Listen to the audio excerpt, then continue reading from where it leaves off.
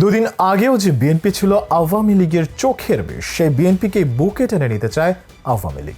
সম্প্রতি এক সাক্ষাৎকারে খালেদা জিয়ার ব্যাপক প্রশংসা করে সজীব ওয়াজেদ জয় জানান, অতীতের সব ইতিহাস ভুলে বিএনপির সাথে মিলেমিশে থাকতে চান। 2 বছর আগে যে জয় দাবি করেছিলেন বিএনপি বাংলাদেশকে 50 বছর পিছিয়ে দিয়েছে, যে শেখ হাসিনা সময় সুযোগ পেলেই বিএনপি নেতাকর্মীদের আয়না করে নিয়ে যেতেন, তারা কেন এখন বিএনপির সাথে মিলেমিশে থাকতে চাইছে তার বুঝতে বাকি নেই কারোর।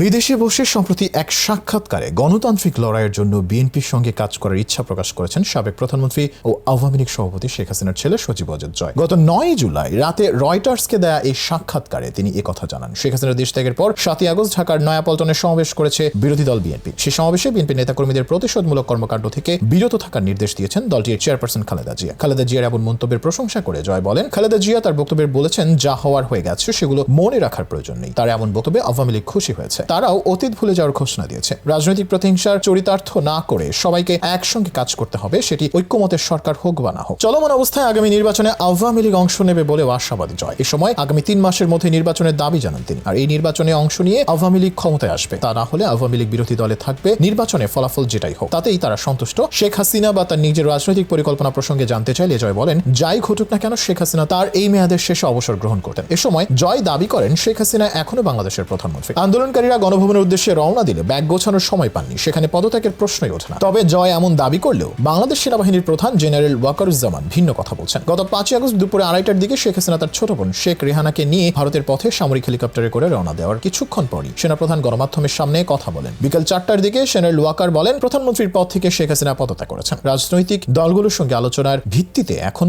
অন্তর্বর্তী সরকার গঠন করে তাদের দেশ পরিচালনার দায়িত্ব দেওয়া হবে। তার এই বক্তব্যের প্রায় 2.5 ঘন্টা আগে শেখ হাসিনা ভারতের পথে রওনা দেন বলে বিভিন্ন সূত্রে জানা যায়। তবে এখন দল যদি তাকে প্রধানমন্ত্রী পদে দলের প্রার্থী হিসেবে চায়, অবশ্যই তিনি সেটি বিবেচনায় রাখেন। সাক্ষাৎকারের এক পর্যায়ে কিছু ঝাঁঝালো ভাবেই জয় বলেন, রাজনৈতিক দলগুলো কোথাও যাচ্ছে না, কেউ তাদের নিশ্চিহ্ন করতে পারবে না। আওয়ামী লীগের সাহায্য ছাড়া, তাদের সমর্থক ছাড়া বাংলাদেশে স্থিতিশীলতা আনা অসম্ভব বলে দাবি করেন জয়। এদিকে অতীত ভুলে বিএনপির সাথে আওয়ামী লীগের জোট হওয়ার মন্তব্যকে জয়ের আকাশকুসুম ভাবনা বলেই মানছেন রাজনীতিবিদরা। যে বিএনপির সাথে সজীব ওয়াজেদ জয় জোট করতে চাইছেন, সে বিএনপিকে জয় কতটা ঘৃণার চোখে দেখতেন তা পুরো বাংলাদেশ জানতে পেরেছিল 2022 সালের ফেব্রুয়ারিতে এক ফেসবুক পোস্টের মাধ্যমে, যেখানে জয় লেখেন, বিএনপি জামায়াত জোটের 2001 থেকে 2006 সালে 5 বছর বাংলাদেশকে 50 বছর পিছিয়ে দিয়েছে। সে ফেসবুক পোস্টে বিএনপির নামের সাথে হত্যা, নির্যাতন, দখল, দলীয়করণ, ব্যাপক লুটপাট, দুর্নীতি ও অর্থ পাচার, জঙ্গি উত্থান, গ্রেনেড হামলার মতো গুরুতর অভিযোগ করেন জয়। তিনি আরো লেখেন, তারেক রহমান হাওয়া ভবনকে রাষ্ট্রীয় ক্ষমতার প্যারালাল কেন্দ্রে পরিণত করেন। এই ভবনকে ঘুষ পার্সেন্টেজ দেওয়ার অঘোষিত নিয়মে পরিণত করেছিলেন। ব্যাপক দলীয়করণ ও সিন্ডিকেট তৈরি করে কৃত্রিমভাবে জিনিসপত্রের দাম বাড়িয়ে সাধারণ জনগণের পকেট থেকে হাজার হাজার কোটি টাকা লুটে নিয়েছেন তারা। হাস্যকর হলেও সত্য যে আওয়ামী লীগ যাদেরকে গ্রেনেড হামলার আসামি বলে স্পষ্ট ঘোষণা দিয়েছে, ক্ষমতা হাতছাড়া হতেই তাদের সাথে মিলেমিশে থাকতে চাইছে। বিশেষজ্ঞদের দাবি, অতীতে বিএনপির বড় বড় ভুল করলেও আওয়ামী লীগের সাথে জোট করার কিংবা